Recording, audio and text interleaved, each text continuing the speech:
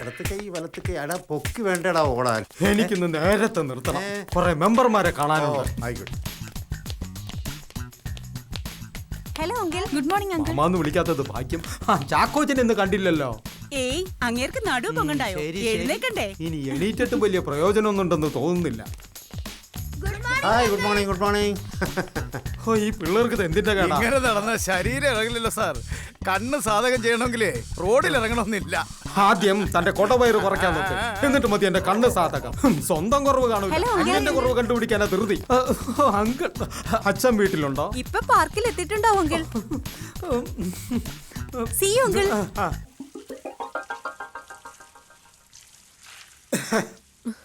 ഞാനൊരു വിദേശയാത്ര കഴിഞ്ഞ് വന്നിട്ട് ഹൈമാവതി മാത്രം വിശേഷമൊന്നും തിരക്കിയില്ല.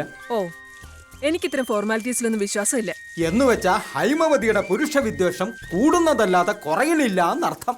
സ്ത്രീ ശാക്തീകരണം, അതിനുവേണ്ടി ഞാൻ പൊരുതുന്നു, അത്രേ ഉള്ളൂ.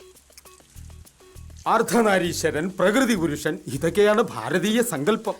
പുരുഷൻ ഉണ്ടെങ്കിലേ സ്ത്രീകൾക്ക് പൂർണ്ണതയുള്ളൂ. ഇത്രയും കാലം കല്യാണം കഴിക്കാതിരുന്നിട്ടും എനിക്ക് പൂർണ്ണതയ്ക്ക് കുറവൊന്നുമില്ല. ഒട്ടും. എന്നെങ്കിലും ഈ കടുത്ത തീരുമാനത്തിന് മാറ്റം വന്ന ആദ്യം എന്നെ അറിയിക്കണം. പെണ്ണിനെ കുറിച്ച് ഓർക്കുമ്പോ മനസ്സിലേക്ക് ആദ്യം വരുന്ന രൂപം മുഖം ഹൈമവതിയുടേതാണ്. തരുമോ? എന്ത്? സ്നേഹം തരുമോന്ന്? ഊട്ടി ചെന്നാലല്ലേ ഊട്ടിയുടെ തണുപ്പറിയൂ.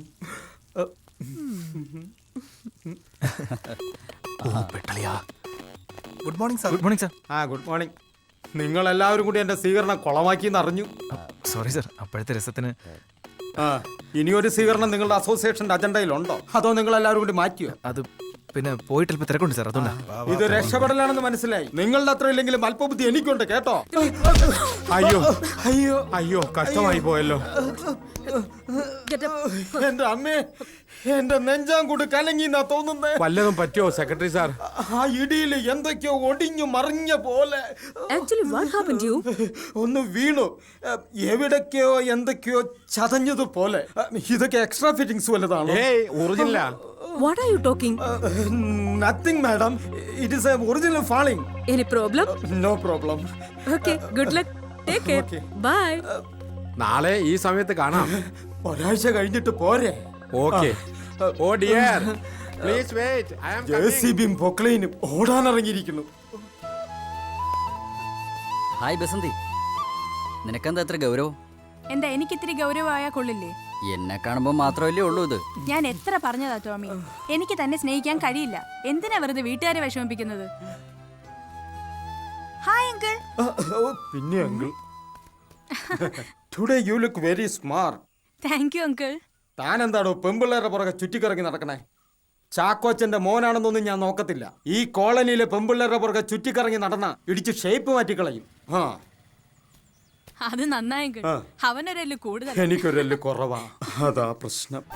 അതെ, കൗശലിന്റെ സ്വീകരണത്തോടൊപ്പം നമുക്ക് കുറച്ച് കലാപരിപാടികളൊക്കെ വേണം. അതും അല്പം വെറൈറ്റി ഉള്ളതായിരിക്കണം. വെറൈറ്റി വേണമെങ്കിൽ ഒരു ഐറ്റം. എന്താ അത്? വെട്ടും കുത്തും. അല്ല, നമുക്കറിയാവുന്ന ഏക കലാപരിപാടി അതാണല്ലോ. നമുക്ക് വേണ്ടത് ഒരു കുടുംബമേള. അത് കൗശൽ സാറിന്റെ നേതൃത്വത്തിലാവുമ്പോ അതിനൊരു പ്രത്യേകതയുണ്ട്.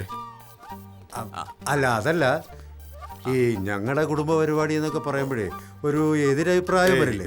എതിരഭിപ്രായം ഉണ്ടാവുന്നതിൽ കുഴപ്പമില്ല, മോശം അഭിപ്രായം ഉണ്ടാവാതിരുന്ന. അതല്ല ഞാൻ പറഞ്ഞത്. ഈ പാട്ടും നൃത്തവും എന്നൊക്കെ പറയുന്നത് യുവതലമുറയ്ക്ക് വിട്ടുകൊടുക്കുന്നതല്ലേ അതിന്റെ ഒരു ഭംഗി? യുവതലമുറയുടെ പരിപാടികളൊക്കെ നമ്മൾ നിരന്തരം കണ്ടുകൊണ്ടിരിക്കുന്നതല്ലേ. ഇത് ഒരു വെറൈറ്റി ഓഫ് എന്റർടൈൻമെന്റ്. എനിക്ക് 3ാം ക്ലാസ്സിൽ പഠിക്കുമ്പോൾ നാടോടി നൃത്തത്തിന് 3ാം സമ്മാനം കിട്ടിയിട്ടുണ്ട്. പക്ഷേ 1ാം സമ്മാനം കിട്ടാത്തത് നന്നായി. എന്തായാലും 3ാം ക്ലാസ്സിൽ വെച്ച് പഠിപ്പ് നിർത്തിയത് എന്റെ ഭാഗ്യം. ഇല്ലെങ്കിൽ 10ാം ക്ലാസ് കഴിഞ്ഞ് ട്രിപ്പീസും പഠിച്ചു വല്ല സർക്കസ് കമ്പനിയിലും പോയി ചേർന്നേനെ.